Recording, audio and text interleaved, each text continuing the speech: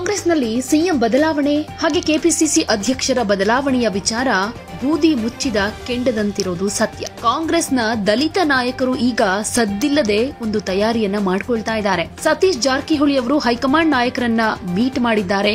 ಇದು ಒಂದ್ ಕಡೆ ಕುತೂಹಲಕ್ಕೆ ಕಾರಣವಾಗ್ತಾ ಇದ್ರೆ ಡಿಕೆ ಶಿವಕುಮಾರ್ಗೆ ಢವಢವ ಶುರುವಾಗ್ತಾ ಇದೆ ಅಂತಾನೂ ಹೇಳಲಾಗ್ತಾ ಇದೆ. ಯಾಕಂದ್ರೆ ಇಲ್ಲಿ ಸತೀಶ್ ಜಾರಕಿಹೊಳಿ ಅವರು 2 ಪ್ರಮುಖ ಬೇಡಿಕೆಗಳನ್ನ ಹೈಕಮಾಂಡ್ ಮುಂದಿಟ್ಟಿದ್ದಾರೆ.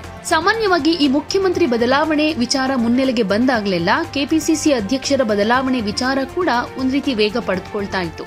ಈಗ ಸ್ಪಷ್ಟವಾಗಿ ಒಂದು ಬಣ ಇನ್ನೊಂದು ಬಣದ ಸ್ಪೀಡ್ಗೆ ಬ್ರೇಕ್ ಹಾಕೋದಕ್ಕೆ ರಾಜಕೀಯ ತಂತ್ರಗಾರಿಕೆಯನ್ನ ಯಾವ ರೀತಿಯಾಗಿ ನಡೆಸಿಕೊಂಡು ಬರ್ತಾ ಇದೆ ಅನ್ನೋದನ್ನು ಕೂಡ ನಾವು ಗಮನಿಸ್ತಾ ಇದ್ದೀವಿ. ಈ ಮುಖ್ಯಮಂತ್ರಿ ಬದಲಾವಣೆ ವಿಚಾರವಾಗಿ ಕೆಲವು ನಾಯಕರು ಕೊಟ್ಟಂತ ಹೇಳಿಕೆಗೆ ಸಂಬಂಧಪಟ್ಟ ಹಾಗೆ ಈ ಹಿಂದೆನೆ ಮಲ್ಲಿಕಾರ್ಜುನ ಖರ್ಗೆ ಅವರು ಎಲ್ಲರೂ ಸುಮ್ಮನೆ ಇರಬೇಕು ಅಂತ ವಾರ್ನಿಂಗ್ ಕೂಡ ಕೊಟ್ಟಿದ್ರು. ಆಗ ಬಹಿರಂಗವಾಗಿ ಕೆಲವರು ಹೇಳಿಕೆ ಕೊಡೋದು ಕಮ್ಮಿ ಆಗಿತ್ತು. ಆದ್ರೂ ಕೂಡ ತೆರೆಯ ಹಿಂದೆ ಅನೇಕ ಚಟುವಟಿಕೆಗಳಾಗ್ತಾ ಇದ್ದಿದ್ದೇನು ಕಮ್ಮಿ ಆಗಿರಲಿಲ್ಲ. ಅದರಲ್ಲೂ ಒಂದು ಸಮುದಾಯದ ನಾಯಕರು ಒಬ್ರಾದ ಮೇಲೆ ಒಬ್ಬರ ಹಾಗೆ ದೆಹಲಿಗೆ ಹೋಗಿ ಹೈಕಮಾಂಡ್ ನಾಯಕರನ್ನ ಮೀಟ್ ಮಾಡ್ಕೊಂಡು ಬರ್ತಾ ಇದ್ದಾರೆ. ಈ ಕೆಪಿಸಿಸಿ ಅಧ್ಯಕ್ಷ ಬದಲಾವಣೆ ವಿಚಾರ ಸ್ವಲ್ಪ ದಿನದ ಮಟ್ಟಿಗೆ ತಣ್ಣಗಾಗಿದ್ರೂ ಕೂಡ ತೆರೆಮರೆಗೆ ಹೋಗೋ ಸಾಧ್ಯತೆ ಇದೆ ಅಂತ ಹೇಳಲಾಗ್ತಾ ಇತ್ತು. ಇದಕ್ಕೆ ಕಾರಣ ದೆಹಲಿ ಚುನಾವಣೆಯಲ್ಲಿ ಕಾಂಗ್ರೆಸ್ ದಯನೀಯವಾಗಿ ಫೇಲ್ಯೂರ್ ಅನುಭವಿಸಿದ್ದು. ಆದ್ರೆ ಖರ್ಗೆ ಅವರ ಒಂದು ಹೇಳಿಕೆ ಈಗ ಮತ್ತೆ ಕೆಲವು ಚಟುವಟಿಕೆಗಳು ಗರಿಗೆದರೋ ಹಾಗೆ ಮಾಡ್ತಾ ಇದೆ. ಇದೀಗ ಖರ್ಗೆ ಅವರು ಕೆಪಿಸಿಸಿ ಅಧ್ಯಕ್ಷರ ಬದಲಾವಣೆ ಸುಳಿವನ್ನ ಕೊಟ್ಟಿದ್ದಾರೆ. ಒಡಿಶಾದಲ್ಲಿ ಅಧ್ಯಕ್ಷರ ಬದಲಾವಣೆ ಮಾಡಿ ಬಂದಿದ್ದೀನಿ, ಅಲ್ಲಿ ಹಿಂದುಳಿದ ವರ್ಗದವರನ್ನ ಅಧ್ಯಕ್ಷರನ್ನಾಗಿ ಮಾಡಲಾಗಿದೆ ಅಂತ ಖರ್ಗೆ ಹೇಳಿದ್ದಾರೆ. ಈ ಮೂಲಕ ಕರ್ನಾಟಕದಲ್ಲಿ ಶೀಘ್ರದಲ್ಲೇ ಬದಲಾವಣೆಯ ಗಾಳಿ ಬೀಸೋ ಸಾಧ್ಯತೆ ಕಾಣಿಸ್ತಾ ಇದೆ. ಮುಂದಿನ ಇನ್ನೊಂದು ವಾರ ಅಥವಾ 8-10 ದಿನದ ಒಳಗಡೆ ಎಲ್ಲಾ ರಾಜ್ಯಗಳ ಅಧ್ಯಕ್ಷರನ್ನ ಬದಲಾವಣೆ ಮಾಡಲಾಗುತ್ತೆ. 2 ದಿನಗಳಲ್ಲಿ ಇನ್ನಷ್ಟು ರಾಜ್ಯದ ಅಧ್ಯಕ್ಷರ ಬದಲಾವಣೆಯಾಗುತ್ತೆ ಅಂತ ಖರ್ಗೆ ಅವರು ಹೇಳಿಕೆಯನ್ನ ಕೊಟ್ಟಿದ್ದಾರೆ. ಈ ಮೂಲಕ ಕೆಪಿಸಿಸಿ ಅಧ್ಯಕ್ಷರ ಬದಲಾವಣೆಯಾಗುವುದು ಕನ್ಫರ್ಮ್ ಅನ್ನೋ ಸಂದೇಶವನ್ನ ರವಾನೆ ಮಾಡಿದ್ದಾರೆ. ಸೊ ಖರ್ಗೆ ಅವರು ಈ ಹೇಳಿಕೆಯನ್ನ ಕೊಟ್ಟ ಮೇಲೆ ಕರ್ನಾಟಕ ಕಾಂಗ್ರೆಸ್ನಲ್ಲಿ ಸಾಕಷ್ಟು ಬೆಳವಣಿಗೆ ಬದಲಾವಣೆಗಳಾಗೋ ಚಾನ್ಸಸ್ ಕೂಡ ಇದೆ. ಈಗಾಗಲೇ ಲೋಕೋಪಯೋಗಿ ಇಲಾಖೆ ಸಚಿವ ಸತೀಶ್ ಜಾರಕಿಹೊಳಿ ಅವರು ದೆಹಲಿಯಲ್ಲಿ ಅನೇಕ ಹೈಕಮಾಂಡ್ ನಾಯಕರನ್ನ ಮೀಟ್ ಮಾಡಿದ್ದಾರೆ. ಕೆಪಿಸಿಸಿ ಅಧ್ಯಕ್ಷರ ಬದಲಾವಣೆಯ ಸುಳಿವು ಸಿಕ್ಕಿರೋ ಹಿನ್ನೆಲೆಯಲ್ಲಿ ಅವರು ದೆಹಲಿಗೆ ಹೋಗಿ ಬಂದ್ರು ಅಂತಾನೆ ಹೇಳಲಾಗ್ತಾ ಇದೆ. ಕೇಂದ್ರ ಸಚಿವರನ್ನ ಮೀಟ್ ಮಾಡೋ ನೆಪದಲ್ಲಿ ದೆಹಲಿಗೆ ಹೋಗಿ ಅಲ್ಲಿ ಎಐಸಿಸಿ ಅಧ್ಯಕ್ಷರು ಹಾಗೆ ಎಐಸಿಸಿ ಉಸ್ತುವಾರಿಯನ್ನ ಸತೀಶ್ ಜಾರಕಿಹೊಳಿ ಅವರು ಮೀಟ್ ಮಾಡಿ ಬಂದಿದ್ದಾರೆ. ಹಾಗೆ ದಲಿತ ಸಮಾವೇಶಕ್ಕೆ ಸಂಬಂಧಪಟ್ಟ ಹಾಗೆ ಮಾತುಕತೆ ನಡೆದಿದೆ ಅಂತಾನೂ ಹೇಳಲಾಗ್ತಾ ಇದೆ. ಹಾಗೆ SC/ST ಸಮಾವೇಶದ ಅವಶ್ಯಕತೆಯನ್ನ ಹೈಕಮಾಂಡ್ ನಾಯಕರ ಮುಂದೆ ಎಕ್ಸ್ಪ್ಲೈನ್ ಮಾಡಿ ಹೇಳಿದ್ದಾರೆ. ಈಗಾಗಲೇ 2 ಹುದ್ದೆಯಲ್ಲಿ ಡಿಕೆ ಶಿವಕುಮಾರ್ ಇರೋದ್ರಿಂದ ಕೆಪಿಸಿಸಿ ಚಟುವಟಿಕೆಗಳು ಅಷ್ಟೊಂದು ಫಾಸ್ಟ್ ಆಗಿ ನಡೀತಾ ಇಲ್ಲ. ಈ ಹಿನ್ನೆಲೆಯಲ್ಲೇ ಕೆಪಿಸಿಸಿ ಅಧ್ಯಕ್ಷರ ಬದಲಾವಣೆ ಅನಿವಾರ್ಯತೆಯಾಗಿದೆ ಅಂತ ಖರ್ಗೆ ಅವರಿಗೆ ಎಕ್ಸ್ಪ್ಲೈನ್ ಮಾಡಿದಾರಂತೆ. ಈ ಭೇಟಿ ಆದ್ಮೇಲೇನೆ ಖರ್ಗೆ ಅವರು ಈ ಹೇಳಿಕೆಯನ್ನ ಕೊಟ್ಟಿದ್ದಾರೆ ಅಂತ ಹೇಳಲಾಗ್ತಿದೆ. ಇನ್ನು ಇಲ್ಲಿ ಪರಿಶಿಷ್ಟ ಸಮುದಾಯದವರಿಗೆ ಕೆಪಿಸಿಸಿ ಅಧ್ಯಕ್ಷರ ಹುದ್ದೆಯನ್ನ ಕೊಡಬೇಕು ಅನ್ನೋ ಒತ್ತಾಯ ಕೇಳಿ ಬರ್ತಾ ಇರೋದ್ರ ನಡುವೆ ಸತೀಶ್ ಜಾರಕಿಹೊಳಿ ಒಂದಷ್ಟು ಬೇಡಿಕೆಗಳನ್ನ ಇಟ್ಟು ಬಂದ ಮೇಲೆ KN ರಾಜಣ್ಣ ಕೂಡ ದೆಹಲಿಗೆ ಹೋಗಿ ಬಂದಿದ್ದಾರೆ. ಡಾಕ್ಟರ್ ಪರಮೇಶ್ವರ್ ಕೂಡ ದೆಹಲಿಗೆ ತೆರಳೋದಾಗಿ ಹೇಳಿದ್ದಾರೆ. ಸೊ ಇಲ್ಲಿ ಒಡಿಶಾದಲ್ಲಿ ಹಿಂದುಳಿದ ವರ್ಗದವರನ್ನ ಆಯ್ಕೆ ಮಾಡಲಾಗಿದೆ ರಾಜ್ಯಾಧ್ಯಕ್ಷ ಸ್ಥಾನಕ್ಕೆ ಅನ್ನೋ ವಿಚಾರ ಬಂದಾಗ ಸದ್ಯ ದೆಹಲಿಯಲ್ಲಿ ಆಗ್ತಾ ಇರುವಂತಹ ಬೆಳವಣಿಗೆಗಳನ್ನ ನೋಡಿದ್ರೆ ಕೆಪಿಸಿಸಿ ಅಧ್ಯಕ್ಷರನ್ನ ಈಗಾಗಲೇ ಡಿಸೈಡ್ ಮಾಡಿದ್ದಾರಾ ಅಂತಾನು ಅನ್ಸತ್ತೆ. ಇಲ್ಲಿ ಮೂಲಗಳ ಪ್ರಕಾರ ಸತೀಶ್ ಜಾರಕಿಹೊಳಿ ಅವರು ಕೆಪಿಸಿಸಿ ಚುಕ್ಕಾಣಿಯನ್ನ ಹಿಡಿಯಬಹುದು ಅಂತಾನು ಹೇಳಲಾಗ್ತಾ ಇದೆ. ಯಾಕಂದ್ರೆ ಈ ಹಿಂದೆ ಕೂಡ ಅವರು ಇಂಥದ್ದೇ ಒಂದು ಬೇಡಿಕೆಯನ್ನ ಇಟ್ಟಿದ್ರು. ಅನೇಕರು ಸತೀಶ್ ಜಾರಕಿಹೊಳಿ ಅವರಿಗೆ ಕೆಪಿಸಿಸಿ ಅಧ್ಯಕ್ಷ ಸ್ಥಾನವನ್ನ ಕೊಡಬೇಕು ಅನ್ನೋ ಮಾತನ್ನ ಹೇಳಿದ್ರು.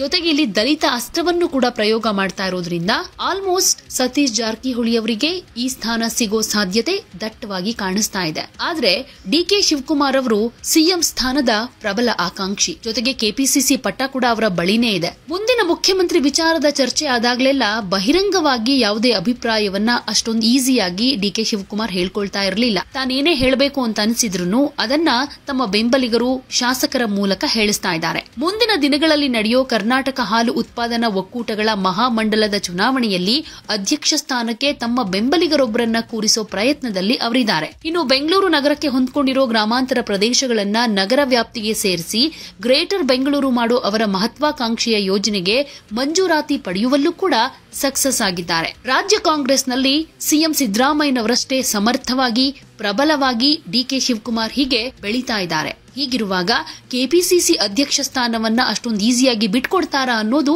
ಇಲ್ಲಿ ಕಾಡುವಂತಹ ಪ್ರಶ್ನೆ. ಇನ್ನು ಇನ್ನೊಂದು ಕಡೆ ವಿಧಾನಮಂಡಲದ ಬಜೆಟ್ ಅಧಿವೇಶನದ ನಂತರ ಜೆಡಿಎಸ್ನಲ್ಲಿರೋ 12 ಶಾಸಕರನ್ನ ಕಾಂಗ್ರೆಸ್ ಪಕ್ಷಕ್ಕೆ ಕರೆತರುವ ಮೂಲಕ ಪಕ್ಷವನ್ನ ರಾಜಕೀಯವಾಗಿ ದುರ್ಬಲಗೊಳಿಸುವ ಪ್ರಯತ್ನವನ್ನ ಮುಂದುವರೆಸಿದ್ದಾರೆ ಅಂತ ಹೇಳಲಾಗ್ತಿದೆ. ಒಮ್ಮೆ ಜೆಡಿಎಸ್ನಲ್ಲಿ ಅಲ್ಲೋಲ ಕಲ್ಲೋಲ ಸೃಷ್ಟಿಯಾಗಿ ಆ ಪಕ್ಷ ಇಬ್ಬಾಗ ಆದ್ರೆ ಅದರ ರಾಜಕೀಯ ಲಾಭ ನೇರವಾಗಿ ಸಿದ್ದರಾಮಯ್ಯ ಅವರಿಗಿಂತ ತನಗೇ ಹೆಚ್ಚಾಗುತ್ತೆ ಅನ್ನೋದು ಅವರ ರಾಜಕೀಯ ಲೆಕ್ಕಾಚಾರ. ಸೊ ಮುಂದಿನ ದಿನಗಳಲ್ಲಿ ಇದು ಇಂಪ್ಲಿಮೆಂಟ್ ಆದ್ರೂ ಆಶ್ಚರ್ಯ ಪಡಬೇಕಾಗಿಲ್ಲ. ಹೀಗೆ ತನ್ನ ಸ್ಥಾನವನ್ನು ಭದ್ರ ಮಾಡಿಕೊಳ್ಳೋದ್ರ ಜೊತೆಗೆ ತಾನೆಷ್ಟು ಬಲಿಷ್ಠ ಶಕ್ತಿಶಾಲಿ ಅನ್ನೋದನ್ನ ಕೂಡ ಪ್ರೂವ್ ಮಾಡ್ಕೊಳ್ಳೋದಕ್ಕೆ ಒಂದಲ್ಲ ಒಂದು ರೀತಿಯಲ್ಲಿ ಡಿಕೆ ಶಿವಕುಮಾರ್ ನಿರತರಾಗ್ತಿದ್ದಾರೆ, ಕಾರ್ಯಪ್ರವೃತ್ತರಾಗ್ತಾ ಇದ್ದಾರೆ. ಆದ್ರೆ ಇಲ್ಲಿ ತನಕ ಸಿದ್ದರಾಮಯ್ಯ ಬಣ ಹಾಗೆ ಡಿಕೆ ಶಿವಕುಮಾರ್ ಬಣ ಅಂತ ಹೇಳಲಾಗ್ತಾ ಇತ್ತು. ಆದ್ರೆ ದೆಹಲಿಯಲ್ಲಿ ದಲಿತ ನಾಯಕರು ಒಗ್ಗಟ್ಟು ಪ್ರದರ್ಶನವನ್ನ ಮಾಡಿ ಹೈಕಮಾಂಡ್ ನಾಯಕರನ್ನ ಮೀಟ್ ಮಾಡ್ಕೊಂಡು ಬರ್ತಿದ್ದಾರೆ. ಸತೀಶ್ ಜಾರಕಿಹೊಳಿ ಅವರ ನಂತರ K N Rajanna, H C Mahadevappa ಸೇರಿದ ಹಾಗೆ ಅನೇಕ ದಲಿತ ನಾಯಕರು ಹೈಕಮಾಂಡ್ ಭೇಟಿಗೆ ಕಾಲಾವಕಾಶವನ್ನ ಕೇಳಿದ್ದಾರೆ ಅನ್ನೋದಾದ್ರೆ ತೆರೆ ಹಿಂದೆ ಡಿಕೆ ಶಿವಕುಮಾರ್ ಅವರನ್ನ ಕಟ್ಟಿ ಹಾಕೋ ಪ್ರಯತ್ನ ಅಂತಾನೂ ಬಿಂಬಿಸಲಾಗ್ತಾ ಇದೆ. ಸಿದ್ದರಾಮಯ್ಯನವರ 2.5 ವರ್ಷಗಳ ಅಧಿಕಾರದ ಅವಧಿಯ ನಂತರ ಮುಖ್ಯಮಂತ್ರಿ ಹುದ್ದೆಗೇರೋದಕ್ಕೆ ಡಿಕೆ ಶಿವಕುಮಾರ್ ಅವರು ರೆಡಿಯಾಗಿದ್ದಾರೆ. ಹೀಗಿರುವಾಗ ಸಿಎಂ ಕುರ್ಚಿಯಿಂದ ಡಿಕೆ ಶಿವಕುಮಾರ್ ಅವರನ್ನ ದೂರ ಮಾಡೋದಕ್ಕೆ ಸತೀಶ್ ಜಾರಕಿಹೊಳಿ ಅಂಡ್ ಟೀಮ್ ನಿರಂತರವಾಗಿ ಶ್ರಮ ಹಾಕ್ತಾ ಇದೆ. ಹೀಗಾಗಿನೇ ದಲಿತ ಸಮಾವೇಶ, ದಲಿತ ಸಿಎಂ ಅಸ್ತ್ರ ಪ್ರಯೋಗ ಮಾಡೋದಕ್ಕೆ ಮುಂದಾಗಿರೋದು. ಈ ಹಿಂದೆ ದಲಿತ ನಾಯಕರು ಹಾಸನದಲ್ಲಿ ಸ್ವಾಭಿಮಾನಿ ಸಮಾವೇಶಕ್ಕೆ ಪ್ಲಾನ್ ಮಾಡಿಕೊಂಡಿದ್ರು. ಸಮಾವೇಶದ ಮೂಲಕ ದಲಿತ ನಾಯಕರ ಒಗ್ಗಟ್ಟು ಪ್ರದರ್ಶನಕ್ಕೂ ಮುಂದಾಗಿದ್ರು. ಈ ನಾಯಕರ ಪರವಾಗಿರೋ ಸಿದ್ದರಾಮಯ್ಯನವರು ಎಸ್ಸಿ ಎಸ್ಟಿ ಶಾಸಕರ ಸಭೆ ನಡೆಸಿ ಅವರ ಬೆಂಬಲ ಪಡಿಬೇಕು ಅಂತ ಪರಮೇಶ್ವರ್ ಅವರಿಗೆ ಹೇಳಿದ್ರು. ಆದ್ರೆ ಡಿಕೆ ಶಿವಕುಮಾರ್ ಹೈಕಮಾಂಡ್ಗೆ ದೂರು ಕೊಟ್ಟ ಮೇಲೆ ಎಐಸಿಸಿ ಪ್ರಧಾನ ಕಾರ್ಯದರ್ಶಿ ಹಾಗೆ ಕರ್ನಾಟಕದ ಉಸ್ತುವಾರಿ ರಣದೀಪ್ ಸಿಂಗ್ ಸುರ್ಜೇವಾಲಾ ಇದಕ್ಕೆ ಒಪ್ಪಿಗೆ ಕೊಟ್ಟಿರಲಿಲ್ಲ, ಬ್ರೇಕ್ ಹಾಕಿದ್ರು. ಸೊ ಹೈಕಮಾಂಡ್ ನಿರ್ಧಾರದಿಂದ ಬೇಸತ್ತಿರೋ ಎಸ್ಸಿ ಎಸ್ಟಿ ಸಚಿವರು ದಲಿತ ಮುಖ್ಯಮಂತ್ರಿಗಾಗಿ ಸಮುದಾಯಗಳು ಧ್ವನಿ ಎತ್ತೋದನ್ನ ಖಚಿತಪಡಿಸಿಕೊಳ್ಳೋದಕ್ಕೆ ಹೈಕಮಾಂಡ್ ಮನವೊಲಿಸಿ ಈಗ ಎಸ್ಸಿ ಎಸ್ಟಿ ಸಮಾವೇಶಕ್ಕೆ ಮರುಜೀವ ನೀಡೋದಕ್ಕೆ ಕಸರತ್ತು ನಡೆಸ್ತಾ ಇದ್ದಾರೆ. ಆಲ್ಮೋಸ್ಟ್ ಇದಕ್ಕೆ ಖರ್ಗೆ ಅವರು ಗ್ರೀನ್ ಸಿಗ್ನಲ್ ಕೊಡ್ತಾರೆ ಅಂತಾನೆ ಹೇಳಲಾಗ್ತಾ ಇದೆ. ಯಾಕಂದ್ರೆ ಖರ್ಗೆ ಅವರು ಕೂಡ ದಲಿತರಲ್ಲಿ ಪ್ರಬಲ ನಾಯಕ. ದಲಿತ ಸಮಾವೇಶದಿಂದ ಒಂದಷ್ಟು ಸಂದೇಶಗಳು ರವಾನೆಯಾಗತ್ತೆ, ಪಕ್ಷಕ್ಕೆ ಒಂದಷ್ಟು ಲಾಭ ಆಗತ್ತೆ ಅನ್ನುವಂತಹ ಕೆಲವೊಂದು ಲೆಕ್ಕಾಚಾರಗಳನ್ನ ಯೋಚನೆ ಮಾಡಿದ್ರೆ ಇದಕ್ಕೆ ಒಪ್ಪಿಗೆ ಕೊಡೋ ಸಾಧ್ಯತೆ ಇರೋದ್ರಿಂದ ಕೆಪಿಸಿಸಿ ಪಟ್ಟವನ್ನ ಡಿಕೆ ಕೈಯಿಂದ ಕಸಿದುಕೊಳ್ಳೋದ್ರ ಜೊತೆಗೆ ದಲಿತ ಅಸ್ತ್ರ ಪ್ರಯೋಗದ ಮೂಲಕ ಡಿಕೆ ಶಿವಕುಮಾರ್ ಅವರ ಬಲವನ್ನ ಕುಗ್ಗಿಸೋದಕ್ಕೆ ದಲಿತ ನಾಯಕರು ಮಾಡ್ತಾ ಇರುವಂತಹ ಪ್ಲಾನ್ ವರ್ಕೌಟ್ ಆದ ಹಾಗೆ ಕಾಣಿಸ್ತಾ ಇದೆ. ಆದ್ರೆ ಇದೆಲ್ಲವನ್ನ ನೋಡ್ಕೊಂಡು ಡಿಕೆ ಮತ್ತೆ ಸುಮ್ನಾಗ್ತಾರಾ ಅಥವಾ ಇನ್ಯಾವುದಾದ್ರೂ ರಣತಂತ್ರವನ್ನ ರೂಪಿಸ್ತಾರಾ? ಕಾದು ನೋಡ್ಬೇಕು.